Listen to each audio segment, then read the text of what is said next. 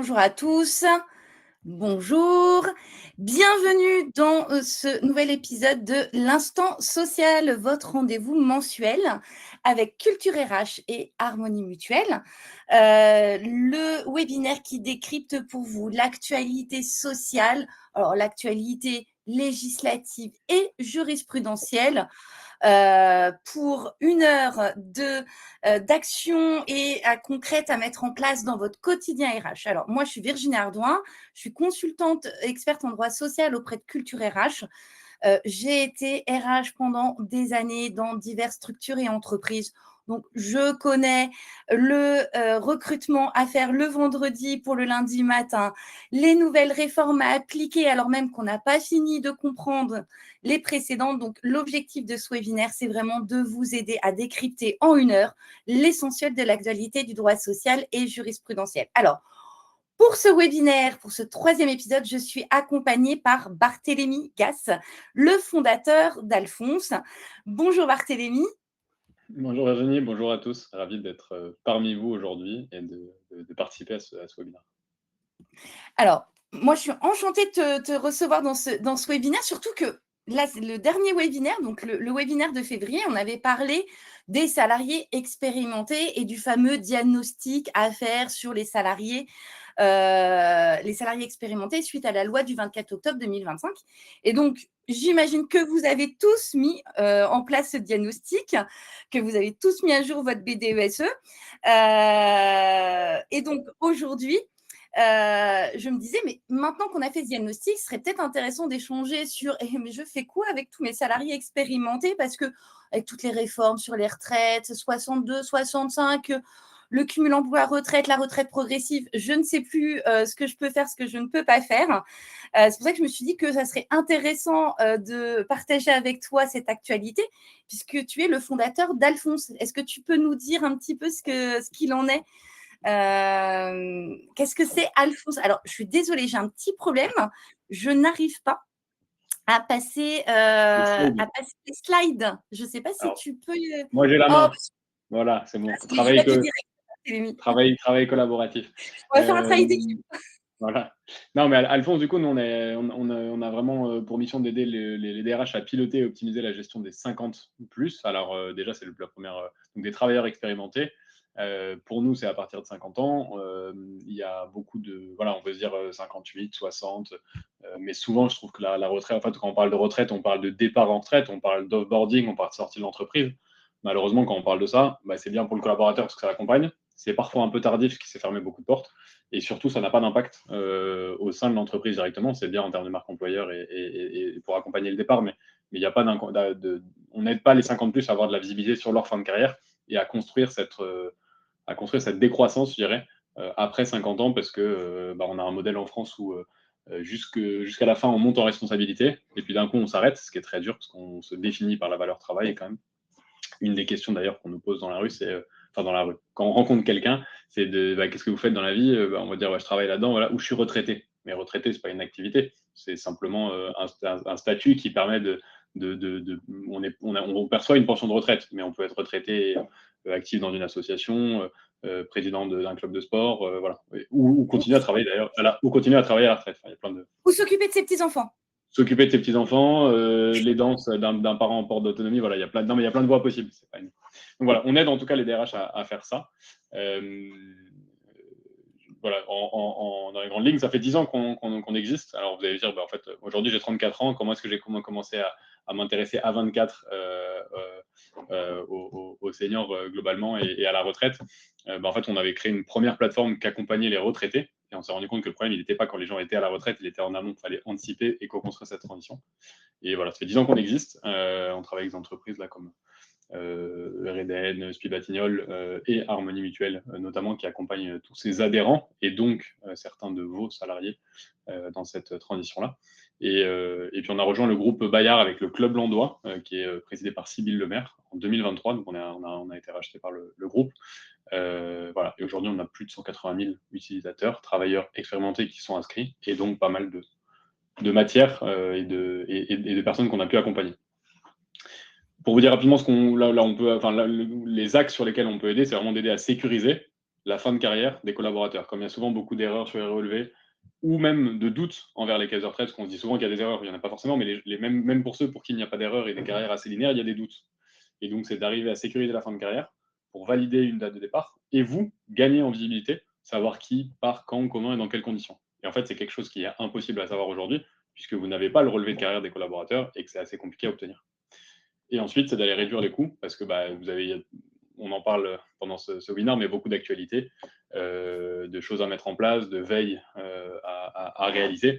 Et en fait, aujourd'hui, nous, c'est des choses qu'on internalise directement dans nos outils, et on vient voilà, vous externaliser et donc vous nous déléguer cette partie-là pour accompagner les seniors. Virginie, j'ai deux, trois autres points. Tu me dis si tu veux que je continue sur voilà, ce qu'on fait concrètement ou si tu veux. Effectivement, alors nous, à la retraite, on y pense tard parce qu'on se dit oh là là, j'ai le temps. Et finalement, comme tu dis, c'est un sujet RH qu'il faut commencer presque maintenant. Ouais, moi j'ai tendance à dire que le plus tôt, alors il y avait dans la loi, on parlait de 45, 58 ans, enfin, sont les entretiens. Ah oui, sur les entretiens, Voilà. on va en parler tout à l'heure, On effectivement. en parle plus tard, mais sur les. Nous, on a tendance à parler de 50 ans. Voilà, et vraiment, quand je parle de retraite, moi je parle de 3 moments de vie. Il y a toute une dimension de faire le point sur ses droits. Donc on parlait un peu de cette notion de deuxième avis, vérifier ses droits et savoir, en fait, avoir un objectif, un point de tension. J'ai 50 ans, j'ai 52 ans. Ok, peut-être ma retraite elle est à 67 parce que le taux plein sera à 67 ou à 65, mais avoir une première idée de date et de montant le plus tôt possible, parce que ça vous donne un horizon. Et là, vous pouvez commencer à vous dire, en fait, il me reste 12, 14 ou 6 ans avant mon départ. Ou à l'inverse, je suis carrière longue, en fait, j'ai 58 ans, mais je peux partir dans 1 an et demi. Bon, tout ça, ça s'anticipe pour éviter d'avoir des déconvenus et d'annoncer son départ du jour au lendemain. Et là, on arrive dans cette deuxième phase qui est, une fois que j'ai mes droits, comment est-ce que je prépare ma fin de carrière? Qu'est-ce que je fais? C'est quoi le chemin qui me reste à parcourir? Et pas le chemin qui reste à parcourir en tirant la langue jusqu'au bout et en arrivant fatigué, soit en maladie pro-physique, soit avec trop de charge mentale. Et donc, parfois, on s'approche de burn-out et du coup, pareil d'arrêt maladie qui vont avoir un coût indéniable pour l'entreprise. Et enfin, une fois qu'on a choisi sa date de départ et qu'on arrive proche de ça, c'est vraiment la mise en action, l'offboarding, passer à la retraite. Et donc, comment je dépose mes dossiers, je ne fais pas d'erreur parce que j'ai peur En fait, ça n'arrive qu'une fois dans sa vie, le passage à la retraite, et donc on a peur de se tromper. Et donc d'avoir une personne qui vient sécuriser, qui vient accompagner, c'est nécessaire pour la majeure partie des gens. Eh ben, écoute, moi je pense que tous les RH qui nous écoutent vont se dire bon, il est temps que je prenne le sujet à bras le corps et de m'occuper de mes salariés sans attendre que dans ma BDESE, j'ai un pic de personnes qui ont plus de 55 ans en me disant oh là là, il faut que je prépare la suite. Alors, j'ai un petit sujet technique, c'est pour ça que je vais avoir besoin de ton aide, Barthélémy. J'ai l'impression est en pré-retraite aujourd'hui. Il a décidé de me bloquer tous les accès, donc je ne pourrais pas forcément répondre directement au chat. Je suis désolée. Écoute, ce que je te propose, c'est qu'on a des sujets d'actualité qui concernent les salariés expérimentés. C'est pour ça que je trouvais intéressant aussi que tu viennes nous présenter Alphonse pour donner aussi à nos auditeurs et aux participants de ce webinaire des outils pratiques pour les accompagner sur cette grande réforme finalement mise en place avec les salariés expérimentés, mais aussi pour partager certains points. Alors effectivement, je vais encore avoir besoin de toi pour passer les slides. Je suis désolée, tu vas rester avec moi jusqu'au bout pour discuter de tout ça. Et je veux bien essayer de sortir, mais j'ai peur de ne pas revenir. Donc, on va le faire ensemble. Dans les actualités législatives et réglementaires, si tu veux bien, il y a des sujets qui concernent les salariés expérimentés et sur lesquels je suis sûre que tu as des choses à partager avec nous. Alors, on reparle de la loi de finances 2026. Cette loi de finances qui avait été adoptée par 49.3, on en avait parlé au dernier webinaire, celui de février. Je vous invite à voir le replay puisqu'on avait déjà évoqué les différentes mesures qui étaient mises en place dans cette loi. Alors qu'elle était encore sous le coup du Conseil constitutionnel, donc elle n'était pas encore publiée. On en avait évoqué certaines et la loi a été finalement adoptée et publiée le 20 février 2026, donc petit rappel pour ceux qui le souhaitent. Et là, on va commencer par un petit quiz. Alors, tu me parles des salariés expérimentés. Je ne peux pas parler d'autre chose que de la médaille du travail. Lorsqu'un salarié reçoit la médaille du travail, l'entreprise doit-elle obligatoirement lui verser une prime? Oui, c'est une obligation légale. Non, sauf si j'ai un accord, une convention collective qui le prévoit. Et oui, si l'entreprise a plus de 20 ans d'ancienneté. Est-ce que tu connais la réponse, Barthélémy? J'aurais tendance à rejoindre l'avis des participants. Voilà, d'être sur la B. On est sur la B, tout à fait. Je te laisse. En fait, pourquoi j'en parle de cette médaille du travail? Alors, on est en plein dedans quand on parle des salariés de plus de 50 ans. Et encore, on en discutait, c'est déjà presque trop tard. La médaille du travail, la prime que vous pouvez avoir à verser dans le cadre de vos accords d'entreprise, de votre convention collective ou même de vos usages, et ben cette prime, jusque-là, elle n'était pas soumise à l'impôt sur le revenu. Et ben là, c'est la mauvaise surprise. Avec cette loi du budget 2026, elle est désormais soumise à impôt sur le revenu du salarié. Les cotisations sociales restent exonérées, la tolérance, elle est maintenue. Mais c'est désormais, ces primes sont imposables. Alors, pour mémoire, hein, les médailles du travail, c'est plutôt voilà, une chose qui est mise en place par l'État. Il y en a 4, argent, vermeil, or, grand or. Alors moi, personnellement, j'ai remis une seule fois une grand or, 40 ans de service et 40 ans de service dans la même entreprise. 40 ans d'ancienneté. Moi, franchement, je crois que là, j'avais, en termes de fidélité à l'entreprise, je crois que c'était un très, très beau moment. On avait fait un petit pot de départ, un petit pot de remise de cette médaille qu'on avait fait graver au nom de l'entreprise, etc. Mais aujourd'hui, bah voilà, donc elles sont imposables, donc il ne faut pas oublier de vérifier vos accords pour voir si vous devez verser une prime. Et si c'est le cas, il va falloir, quand vous la versez, l'intégrer dans votre paye. Mais quand on parle médaille du travail, c'est un sujet qui concerne les salariés qui commencent à se poser des questions sur leur fin de carrière. Mais quand on a déjà 20 ans de service, on est sur une grosse partie de sa carrière professionnelle. Barthélémy, c'est pas un peu tard pour les salariés pour se dire, bah, tiens, c'est bientôt la retraite? Bah, pour moi, le problème plus on s'y prend tard, et en fait, je dirais qu'il y a un problème en tant qu'individu collaborateur, que travailleur expérimenté, c'est très dur de se projeter dans l'après. Et donc, en fait, quand on a 50, 55, 60, en fait, on attend un peu le dernier moment, et presque un marqueur social en France qui était l'âge légal, mais historique, qui était 62 ans, il y a encore quelques années. Et donc, quand on s'approchait de cette date, à peu près, voilà, c'était un peu le déclencheur, on commençait à y réfléchir. Mais vraiment, et j'ai encore ma belle-mère qui me disait, mais moi, la retraite, j'aurai le temps d'y penser quand j'y serai. Bah oui, mais c'est un peu le serpent qui se mord la queue, on attend. Parce que le cerveau est assez imperméable au changement. Voilà, quand on a bossé 10 ans, 15 ans, 20 ans, et notamment sur des travailleurs expérimentés qui ont peut-être des parcours beaucoup moins hachés, morcelés, on arrive en fin de carrière et on a du mal à s'interroger là-dessus. Or, c'est en anticipant qu'on arrive à dessiner la suite, à se projeter, à créer un futur désirable. Et justement, pour moi, il faut le faire 10-15 ans avant. Alors, on peut se dire qu'on commence à 35 ans, bien sûr, mais à 35, on est dans d'autres problématiques. Je pense qu'on est dans la construction de la famille. Voilà, arrivé à 50-55, on arrive dans un moment où on a peut-être plus à 55, plus les enfants à charge, peut-être plus de crédit immobilier. On commence à se libérer de certaines contraintes qui étaient le moteur principal. Et donc, anticiper la suite et construire sa trajectoire pro jusqu'à son départ devient pour moi indispensable. Mais pour ça, il faut accompagner. C'est ce que fait Harmonie Mutuelle avec ses adhérents, en leur proposant voilà, dès 50 ans de s'intéresser à ces questions-là. De la même manière que quand on passe à la retraite, on change de mutuelle, on n'anticipe pas assez son budget, on ne connaît pas, parfois à tort, voilà, on se dit bah, j'ai un gros gap de budget. Oui, vous avez un gros gap de budget, c'est vrai. Nous, on parle beaucoup d'équilibre financier plus que de perte de revenus. Parce que la perte de revenus, c'est certain.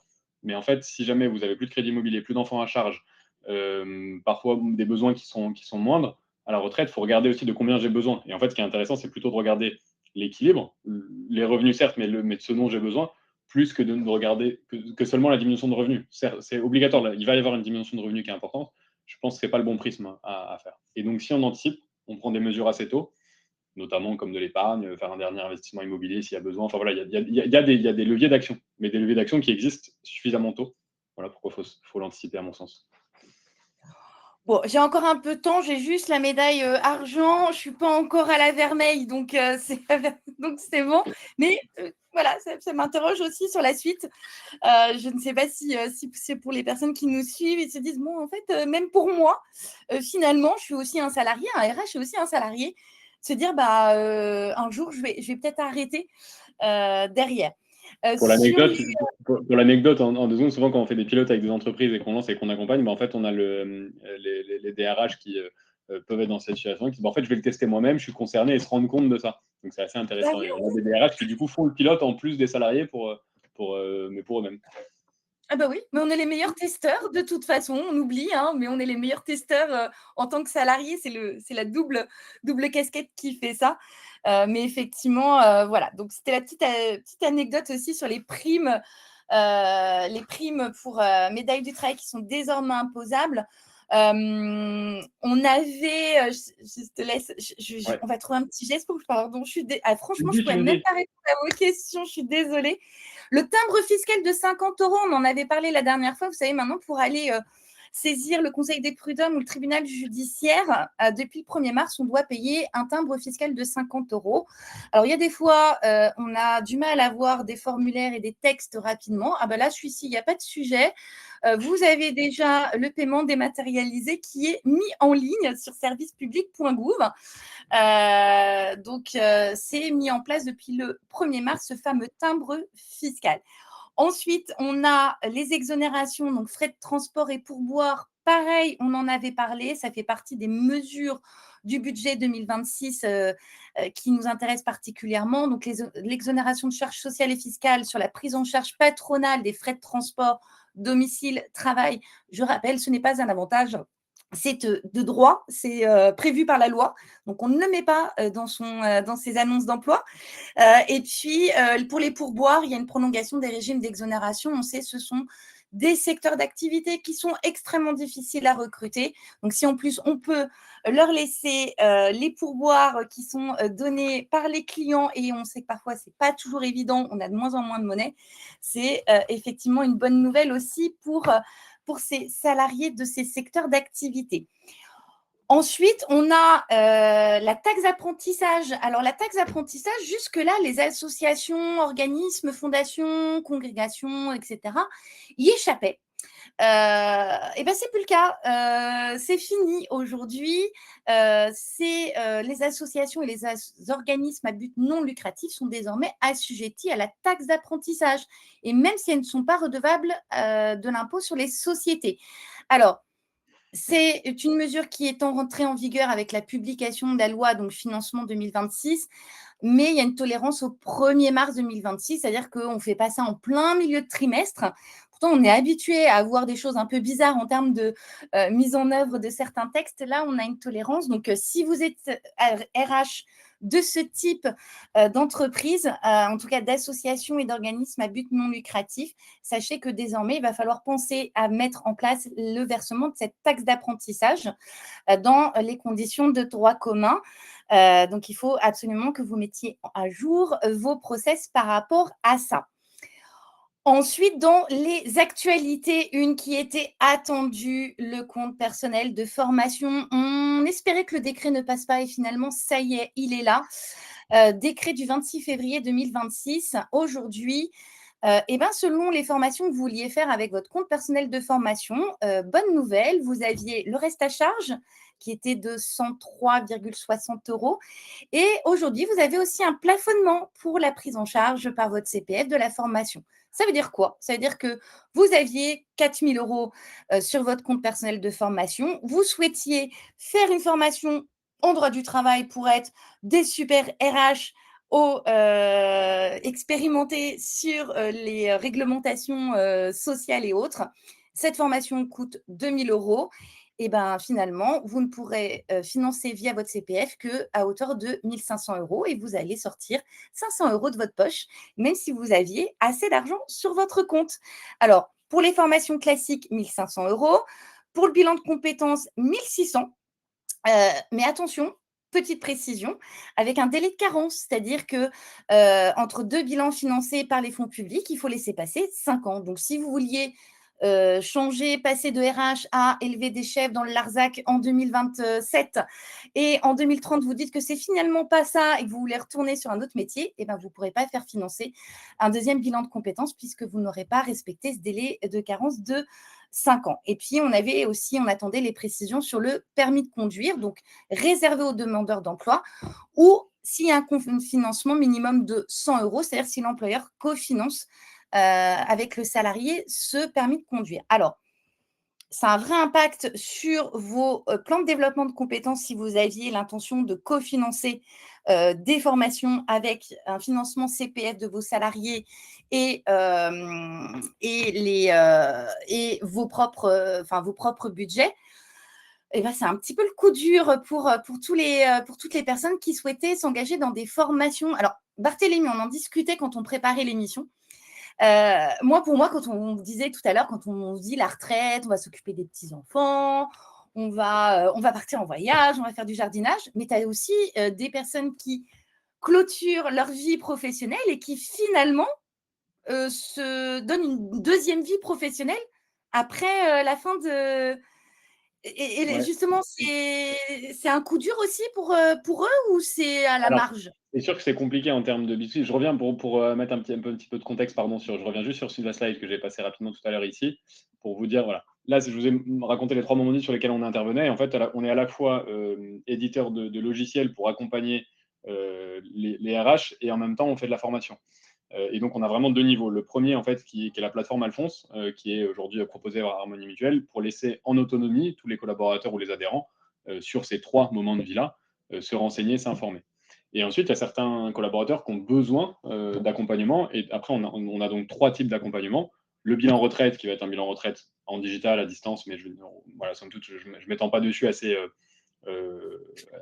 classique. Simplement, on le fait bien et avec précision, fiabilité. Et le parcours, en fait, c'est le bilan de compétences. C'est là-dessus que je vais m'arrêter. Le bilan de compétences qui est dédié à la fin de carrière.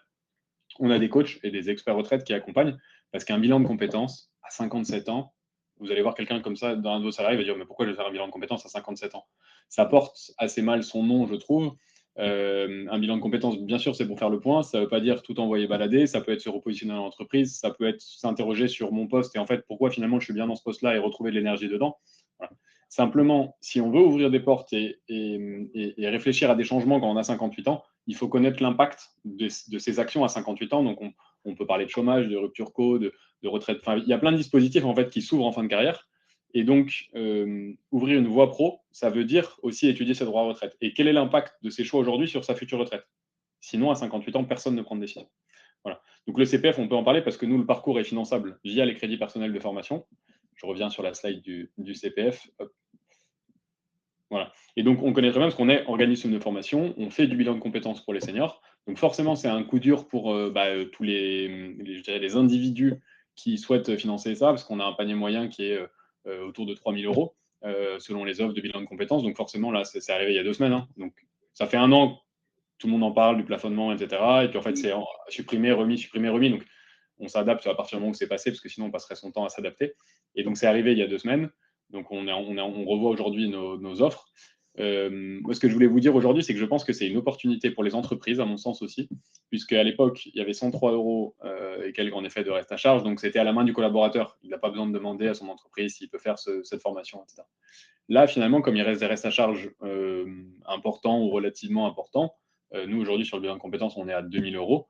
Et ben, en fait, ça permet d'ouvrir un dialogue avec le salarié, de dire, en fait, je vous cofinance cette partie-là et finalement d'obtenir quand même 1 600 euros de fonds publics, bon, qui ont été cotisés quand même par les entreprises initialement, mais en tout cas, ça permet de les utiliser. Et pour moi, c'est un point important. Comment est-ce qu'on prépare la fin de carrière et la transition avec ce bilan de compétences et avec le CPF? Aujourd'hui, c'est ce qu'on propose chez Alphonse. Et je pense qu'il faut le voir comme une opportunité d'ouvrir un dialogue sur la suite. C'est-à-dire, en fait, nous, on peut cofinancer. Et du coup, on commence à discuter avec le salarié de son plan, de son projet, à l'issue de son bilan, où est-ce que tu en es. Voilà. Ça inscrit ça dans une démarche de co-construction.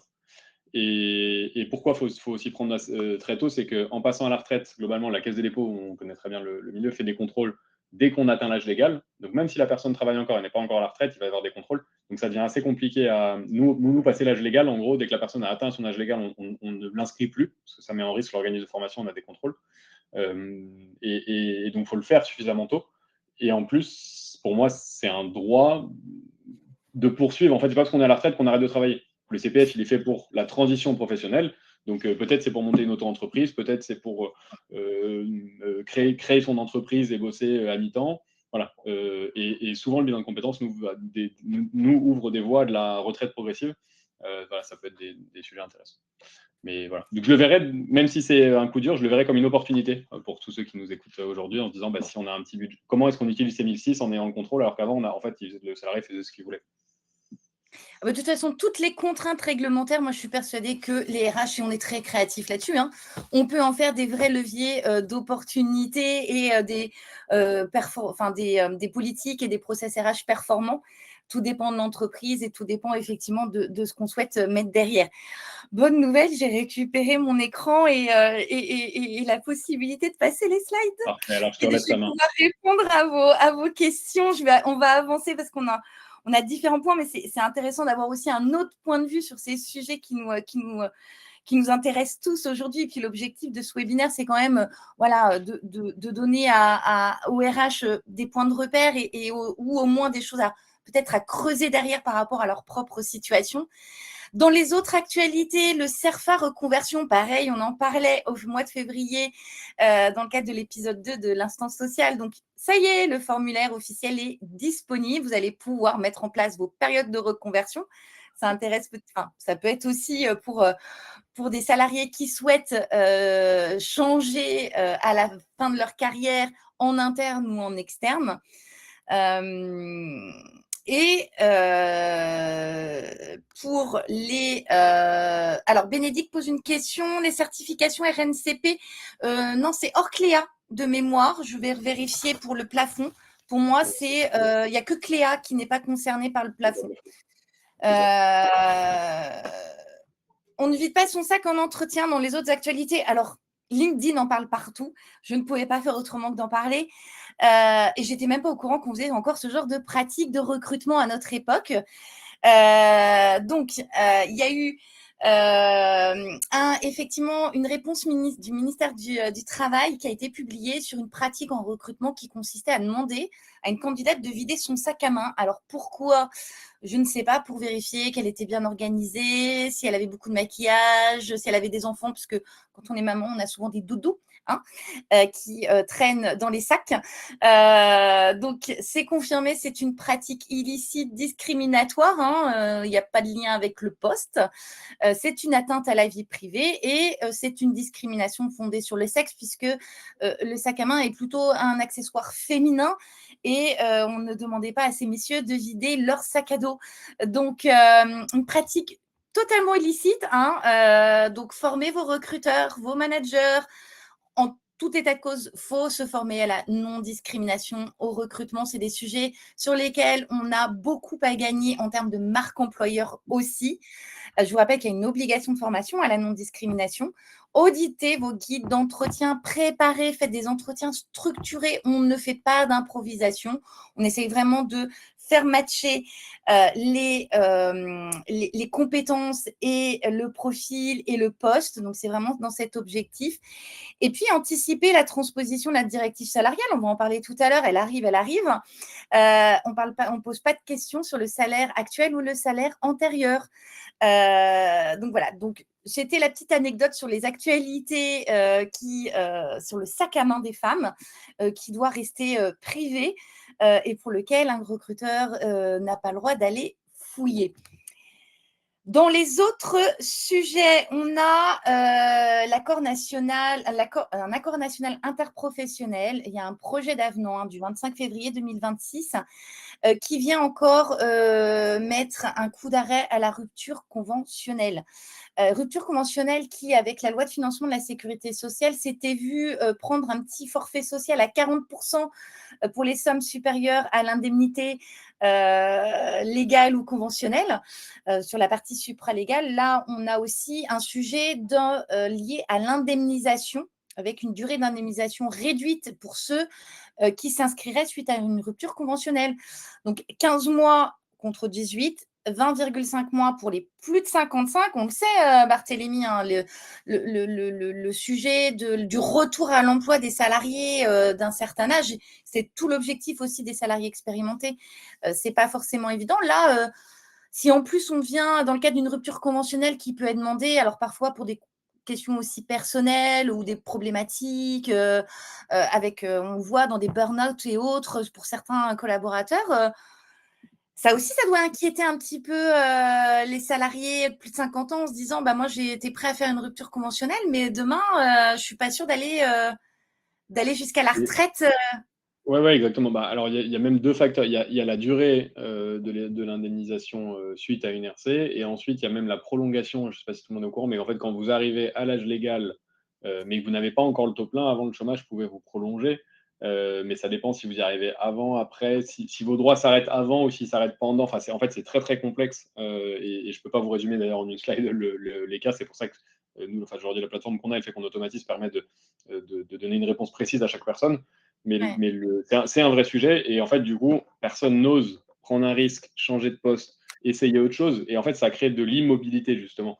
Or, ce qu'on a envie à 58-60, c'est reprendre le contrôle, faire des choses dont on a envie. Et si jamais on se dit, bah, en fait, j'ai pas trop de risques aujourd'hui à aller voir une autre entreprise, à tester un autre métier ou à me lancer à mon compte, bah, on crée de la mobilité et c'est très bien. Mais comme il y a un flou là-dessus, bah, ça ne facilite pas. Donc, en effet, on va se dire pour les plus de 55, ce qui concerne aujourd'hui les travailleurs expérimentés, on est à 20,5 contre 22 à 27 sur de la RE classique. Ils l'ont fait pour un objectif assez simple, hein, c'est que la RC était souvent utilisée comme la pré-retraite, voilà, en se disant, bah, en fait, l'âge légal, il est à tel. Enfin, pas tout le temps, hein, il peut y avoir d'autres raisons, mais en tout cas, c'était un mécanisme de dire, bon, bah, écoutez, ça marche plus très bien, là, je vous propose d'être en RC, ensuite, vous allez prolonger jusqu'à là, et puis ensuite, vous serez, ensuite, c'est le chômage qui ira jusqu'au taux plein, enfin, voilà. Et donc, ça faisait une pré-retraite. Pas évident non plus pour un salarié de finir là-dessus, même si, voilà, tu veux dire, bon, bah, je finis en fait en ayant signé une RC, globalement, en ayant quitté l'entreprise, pas de mon plein gré. Enfin, ça peut être vécu comme ça.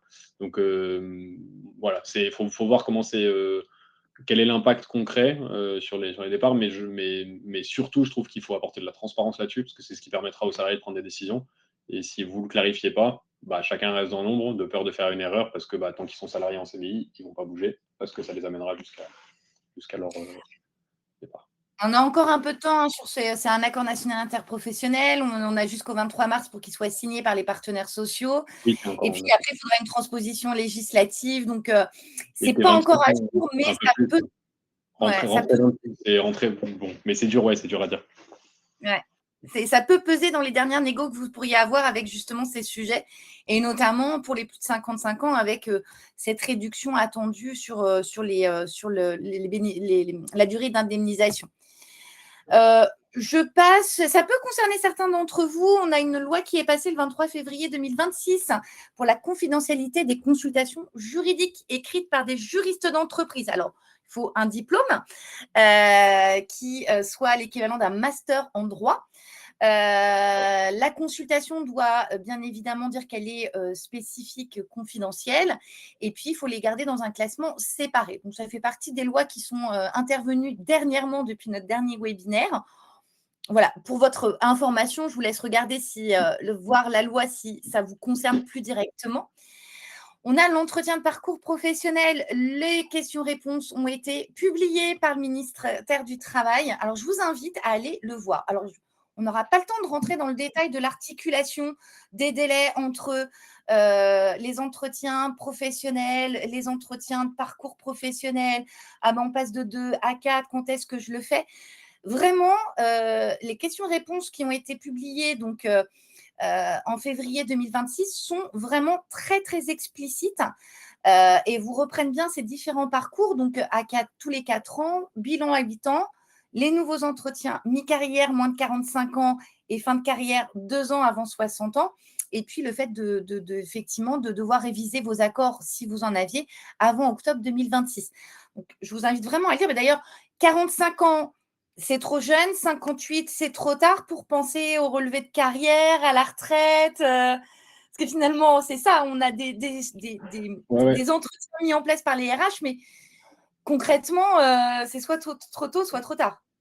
je trouve que on est un petit peu à cheval entre les deux âges. 45, on peut dire qu'on est à la moitié de la carrière pro, 25, 45, 65, globalement, si on schématise un petit peu.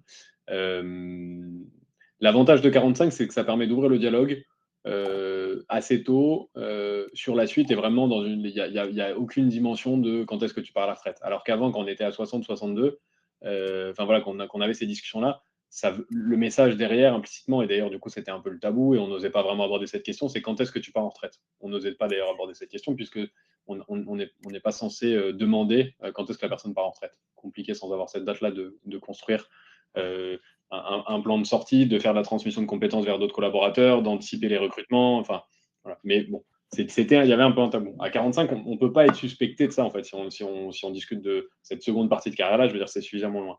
58, ça peut être un petit peu plus. Mais si on a déjà ouvert à 45 ans et qu'on a déjà discuté et que ça devient une norme, à 58, c'est facile de construire un plan d'action et d'aller valoriser, je trouve, pas de lui dire quand est-ce que tu pars, mais de dire en fait, aujourd'hui, tu as des compétences. Si jamais tu pars dans 2 ans, 3 ans, 4 ans, on a besoin d'anticiper, de recruter, que tu puisses le former. Et donc, ça valorise aussi le collaborateur en fin de carrière. Donc voilà, je trouve que de ce point de vue-là, c'est intéressant d'avoir 2 temps. Un point de repère par rapport à la retraite, pour vous avez en tête, c'est qu'il y a le risque, donc le relevé individuel de situation, où il y a toutes les activités donc toutes les cotisations qui ont été versées qui sont enregistrées. C'est ce qui permet de simuler les pensions de retraite, les dates, et sur lesquelles il y a souvent des erreurs, parfois impactantes, parfois pas, mais en tout cas, c'est à vérifier. Il est envoyé entre 35 et 40 ans la première fois, et ensuite tous les 5 ans, donc 40, 45. Donc ce qui est bien, c'est que ça peut corroborer avec voilà, est-ce que tu as reçu ton relevé de carrière, etc. Et après, hein, vous avez un document qui s'appelle l'EIG, l'estimation indicative globale, qui arrive à 55 ans. Et donc, c'est une première simulation de pension de retraite basée sur le relevé de carrière.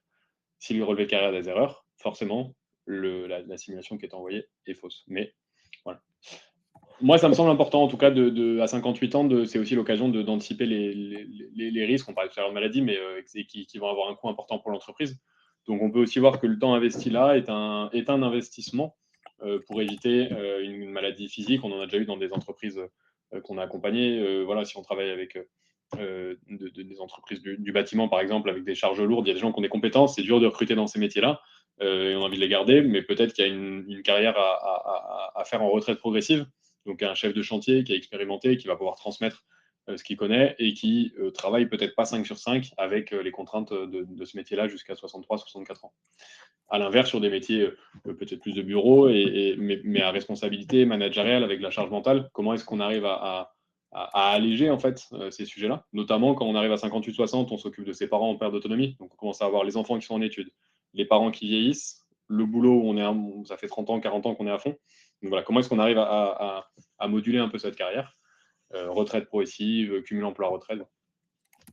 Et je compléterai, pardon, Virginie, là-dessus en disant il y a je trouve deux approches qui sont complémentaires. C'est de se dire les entretiens peuvent servir, les managers peuvent servir à faire remonter des sujets, aborder, lui dire au sein de l'entreprise, on est capable de t'accompagner sur tel sujet de retraite, de droit, de sécurisation de ta carrière. Donc le manager peut être un relais, il doit être un relais, je pense. Mais c'est bien aussi de se dire en fait, on communique en amont à tout le monde. Et du coup, quand la personne a été accompagnée, a mis son relevé de carrière, on a déjà des premières données sur lui. Et le manager peut du coup avoir de la donnée pour voilà, si la personne a fait un bilan de compétences, le manager peut ouvrir le sujet avec. Donc je trouve vraiment que c'est deux démarches complémentaires d'avoir le manager qui est le relais dans l'entreprise pour aborder ce sujet ou le RH le cas échéant et d'avoir un dispositif aujourd'hui qui accompagne la totalité et qui communique la totalité. Eh ben écoute, au moins, voilà, on sait que les RH, vous n'êtes pas seuls si vous avez ce genre de questions. Sur les projets, alors c'est plus un projet, l'aide à l'apprentissage, le retour, ça y est, ça a été publié le 6 mars. Voilà, même pas le temps de remettre à jour mes slides et de vous en reparler. Donc effectivement, l'aide à l'apprentissage, hein, c'était un petit peu compliqué hein, pour les entreprises. C'est bon, on a un décret qui a été publié le 6 mars 2026, publié au JO le 7, qui remet effectivement le projet de décret hein, qui reprend ces aides exceptionnelles en 2026 uniquement, donc à partir de sa publication et jusqu'au 31 décembre. Ça veut dire quoi? Ça veut dire que ce n'est pas signature au 31, c'est que le contrat a déjà démarré avant le 31 décembre. Hein. On n'essaye pas de faire signer avant pour être sûr d'avoir les aides. On en reparlera peut-être un peu plus au webinaire d'avril, puisque effectivement, voilà, c'était la petite nouveauté que j'avais mis dans les projets, mais qui a été publiée donc finalement le 7 mars 2026. On a aussi un projet de loi sur les parents d'enfants gravement malades, un projet de loi qui est adopté par le Sénat, qui a déjà fait l'objet d'un vote en première lecture à l'Assemblée nationale. Donc, on avait déjà eu les congés supplémentaires pour les adoptants. On a quand même le congé de naissance qui va rentrer en vigueur d'ici cet été. Donc, on aura peut-être aussi des dispositions donc, à tenir à jour. On en reparlera au moment voulu. Les JO, on est en plein JO sur les Jeux Olympiques, là les Jeux Paralympiques d'ailleurs, les Jeux Olympiques d'hiver sont terminés, on est déjà en train de parler de 2030. Le Conseil constitutionnel est saisi, pourquoi? Parce qu'il y a des dérogations au repos dominical, et on va en parler dans la jurisprudence, qui sont mises en place et qui effectivement sont considérées comme peut-être un petit peu trop larges, donc qui est actuellement au Conseil constitutionnel. Donc, on sait que c'est des sujets qui peuvent intéresser certains d'entre vous. Et puis, allez, on y est presque. On y arrive enfin sur cette fameuse, je vous mets la directive sur la transparence salariale. Allez, soyez honnêtes avec eux. On est entre nous. Vous êtes 300, donc on n'est qu'entre nous. Votre entreprise est-elle prête pour la directive sur la transparence salariale? Oh oui, allez, c'est bon, on a déjà tout fait. Les écarts de REM, etc. Trop bien. On a un petit plan d'action, mais on va travailler le sujet là, incessamment sous peu. On n'a rien lancé, on attendait. Hein, voilà. La quoi? La transparence quoi? Vous êtes quand même nombreux à attendre la transposition de la directive. Vous êtes à peu près 56%, donc une grosse majorité à être plutôt dans l'attente. On sait que ça va être un gros chantier. Un gros chantier qui va arriver peut-être pour cet été. Pourquoi? Parce que la première version du projet de loi de transposition de la directive a été diffusée par le ministère du Travail et envoyée aux partenaires sociaux. Allez, ça arrive. Le texte, il est long. Il est déjà diffusé. Je pense qu'on va avoir effectivement de quoi s'occuper dans les prochains mois, puisque effectivement, ça va bientôt arriver dans le débat parlementaire. J'ai Anne-Laure qui me dit qu'elle aime bien vivre dans le déni. Oui, le déni, il va falloir... on va devoir arrêter Anne-Laure, je suis désolée. Elle arrive cette loi, elle arrive, et on en reparlera à ce moment-là, vous inquiétez pas. Concernant, on a fini avec les points un petit peu. Justement, on a beaucoup parlé d'Alphonse. Je vous mets le petit sondage justement pour anticiper ce que tu appelles le mur démographique. C'est un terme, c'est un petit peu dur, mais en réalité, je n'ai pas la démographie de chaque. On aurait pu poser la question d'ailleurs, mais de la pyramide des âges de chaque personne qui nous écoute aujourd'hui. Mais dans beaucoup d'entreprises qui nous contactent, c'est des pyramides des âges vieillissantes. C'est un constat. Maintenant, c'est comment est-ce qu'on accompagne ça, quelle politique senior on met en place. Et donc aujourd'hui, avec Alphonse, on propose d'échanger avec vous, prendre 45 minutes pour faire un direct personnalisé de la politique senior, ce que vous avez en place, quelles mesures, quels accords, et pouvoir vous partager quelques bonnes pratiques qu'on a en parallèle. Éventuellement de tester l'outil qu'on a Deuxième Avis pour sécuriser la fin de carrière. Donc ça permet aux salariés de mettre son relevé de carrière et de voir rapidement est-ce qu'il y a des erreurs, des anomalies, et globalement ça vous fait une cartographie de dire là j'ai 80% de mes collaborateurs, il n'y a pas de problème, et donc je peux me fier sur les dates là-dessus et d'obtenir ces données-là. Et puis et si vous voulez en savoir plus sur le bilan de compétences dédié je serais ravi de. Donc je vous ai mis mes coordonnées, vous aurez certainement la présentation avec le lien. La présentation est là. Enfin, voilà. Si vous voulez en discuter, je serais ravi. En ligne, justement, pour qu'on puisse retrouver la présentation d'Alphonse, et puis surtout pour que les personnes puissent avoir tes coordonnées pour te contacter, pour parler de ce sujet qui nous concerne. Alors, peut-être pas aujourd'hui, peut-être dans 20 ans, peut-être dans moi. Mais en tout cas, qui nous concerne peut-être nous en tant qu'RH, mais aussi qui concerne nos collaborateurs. Et on ne peut pas passer à côté, surtout avec les chantiers de la loi sur les salariés expérimentés. On en a quand même deux gros, hein, celui-ci et la transparence salariale. Donc, merci en tout cas d'avoir présenté Alphonse, de nous avoir aussi donné ton éclairage et puis tes retours aussi sur ce que vivent les RH, qu'on se sente parfois un peu moins seul, parce que c'est toujours parfois un peu, on se sent toujours un peu isolé quand on se retrouve avec un collaborateur qui va me dire ah, moi, je pars bientôt à la retraite, est-ce que j'ai assez de trimestres? Et là, on ne sait pas faire. À vous, on botte en touche, on dit que c'est trop compliqué, qu'il se trompe tout le temps, mais en fait, c'est parce que c'est des sujets qui bougent tellement que c'est toujours effectivement intéressant voilà, de pouvoir en échanger avec des personnes qui connaissent bien le sujet, même si tu es très jeune, et qui maîtrisent ce point. Donc, merci d'avoir participé avec moi à cette première partie. Je vais continuer sur l'actualité jurisprudentielle. Alors, on parle IA, parce que bon, voilà, on a tendance à penser que les salariés des gens de plus de 50 ans, l'IA, c'est pas leur sujet. Moi, je suis pas certaine. Mais petite question, et peut-être que tu as la réponse. Quand on déploie un logiciel RH qui intègre de l'IA pour analyser les CV, est-ce que je dois consulter le CSE? Non.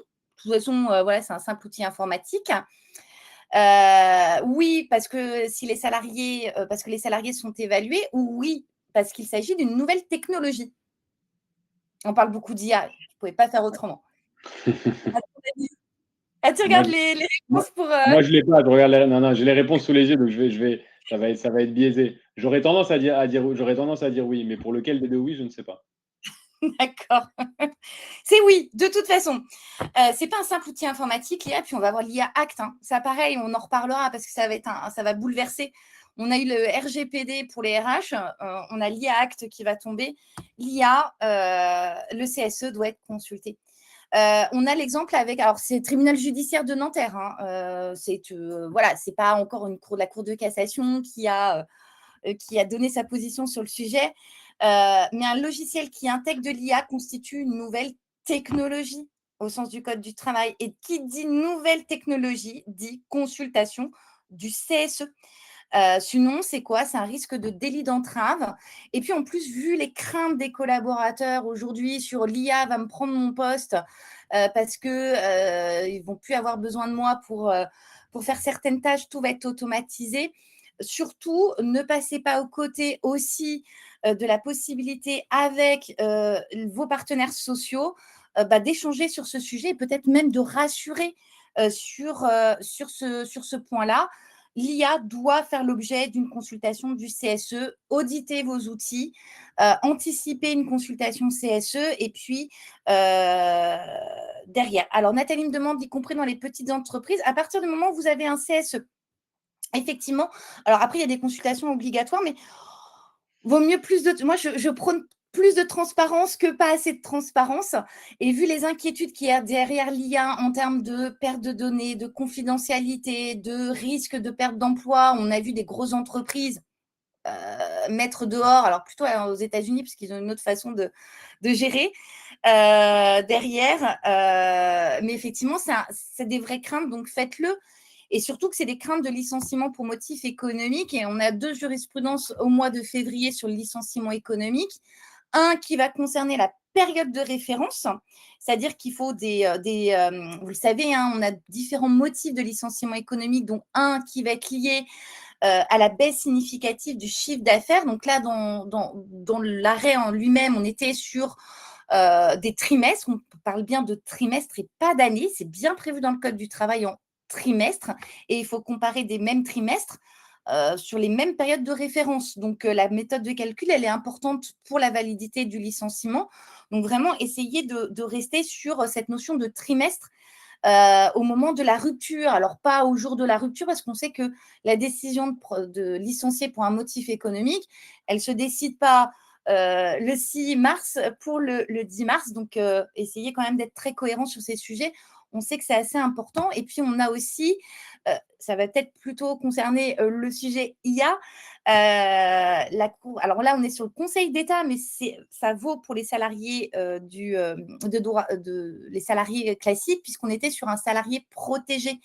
Et donc, effectivement, dans l'entreprise, on avait mis en avant la dégradation prévisible du secteur, c'est-à-dire qu'il n'y a pas besoin qu'une menace de dégradation, une menace de perte de marché soit imminente, ou qu'il y ait des concurrents nouveaux qui viennent prendre part de marché. Il faut vraiment que la sauvegarde de la compétitivité soit mise en avant et qu'elle soit le motif qui permet de dire je vais avoir des difficultés économiques, je vais avoir un secteur d'activité qui va être bousculé, donc je commence à regarder si je ne dois pas procéder à la suppression de certains postes.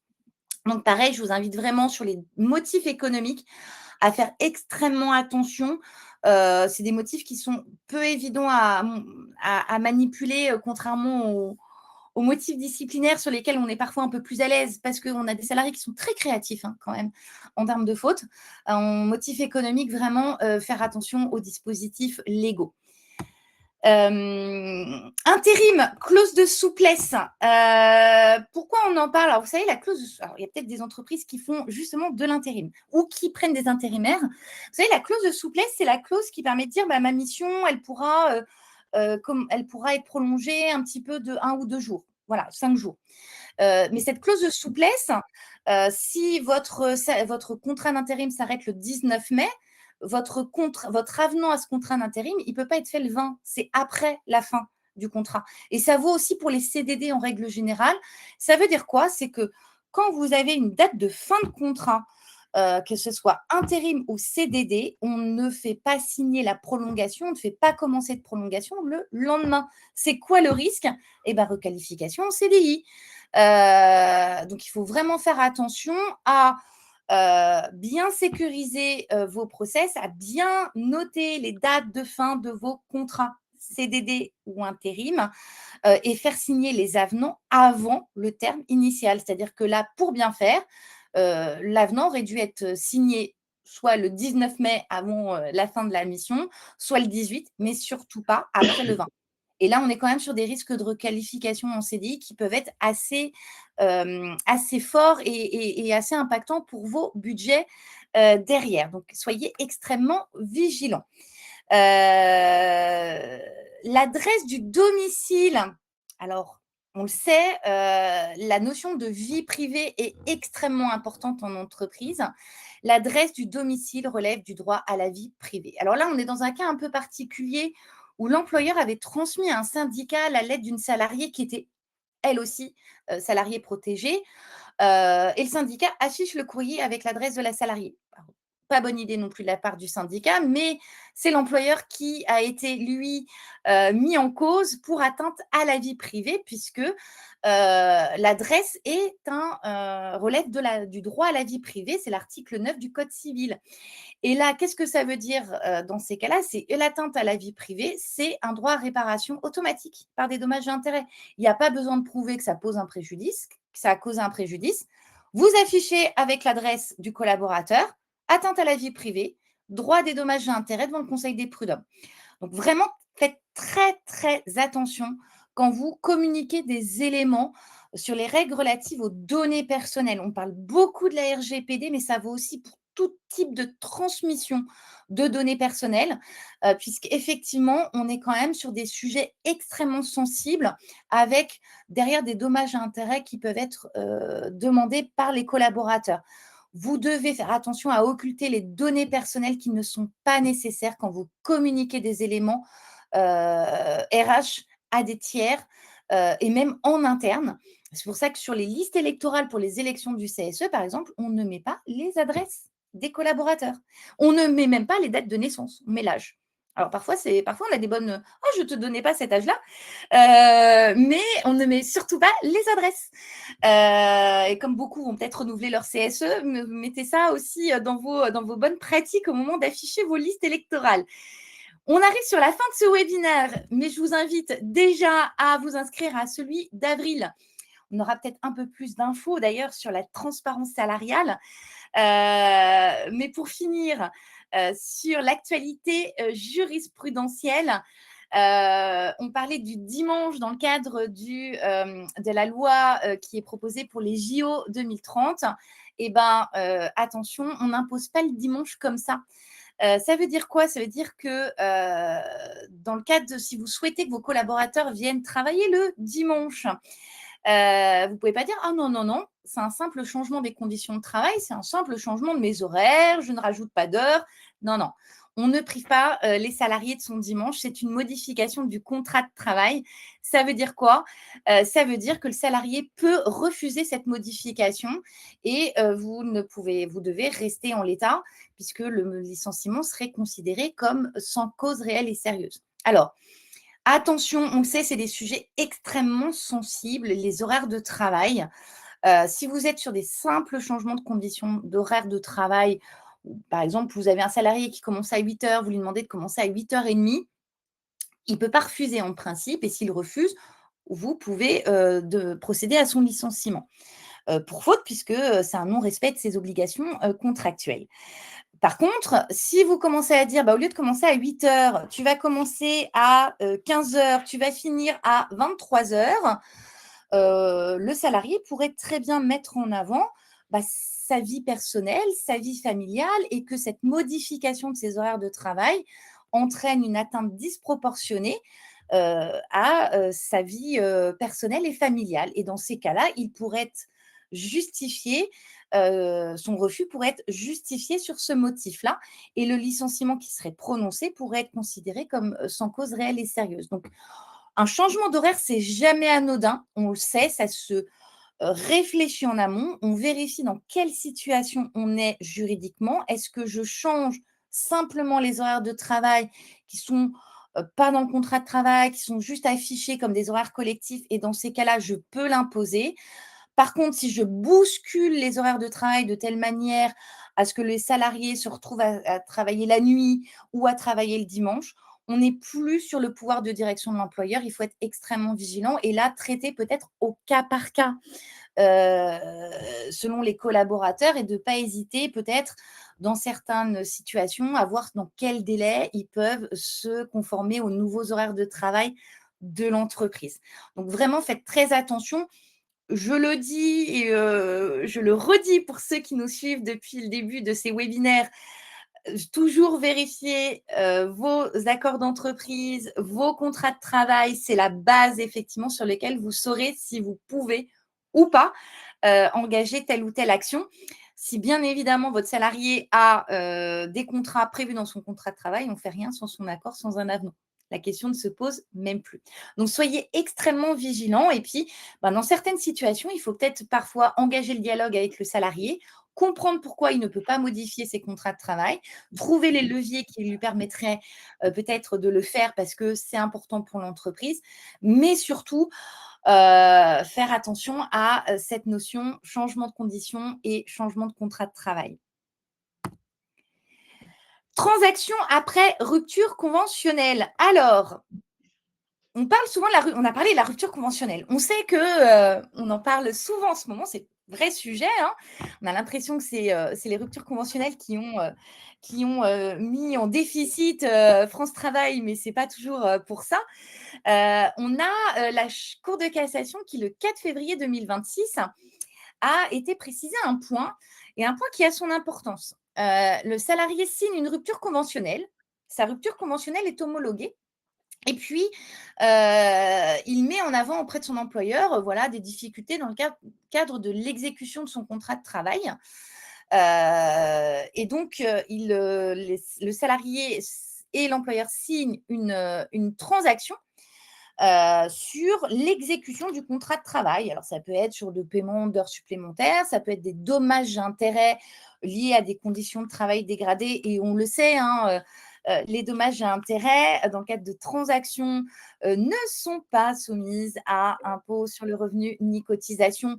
Mais sur ces sujets, vraiment, je vous invite à prendre la tâche d'un expert juridique, de votre avocat ou de votre, de votre cabinet comptable pour vous aider sur ce genre de points plus particulier paye.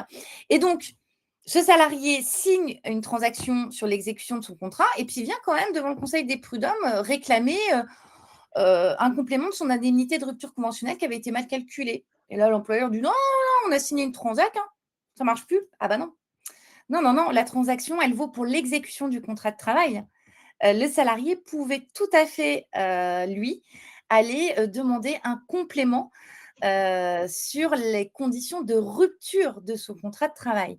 Alors, au-delà de ça, cette transaction, elle doit, il faut vraiment faire attention si vous souhaitez la mettre en place, parce que parfois, ça peut être intéressant dans le cadre de rupture de contrat un peu conflictuelle ou autre. On se dit on n'a pas trop le choix. Vous avez la rupture conventionnelle qui va régler la partie rupture du contrat.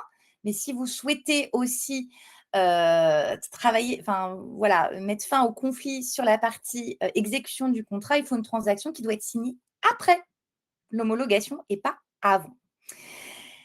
De toute façon, vous avez bien évidemment accès au support. Vous aurez le replay du webinaire. Vous pouvez d'ores et déjà vous inscrire pour celui du 9 avril prochain. Encore merci pour votre fidélité. Vous étiez encore plus de 200 à nous écouter. Merci Barthélémy pour ton éclairage. On avait beaucoup parlé des salariés expérimentés. J'espère que les RH vont trouver en Alphonse un nouveau partenaire pour les accompagner.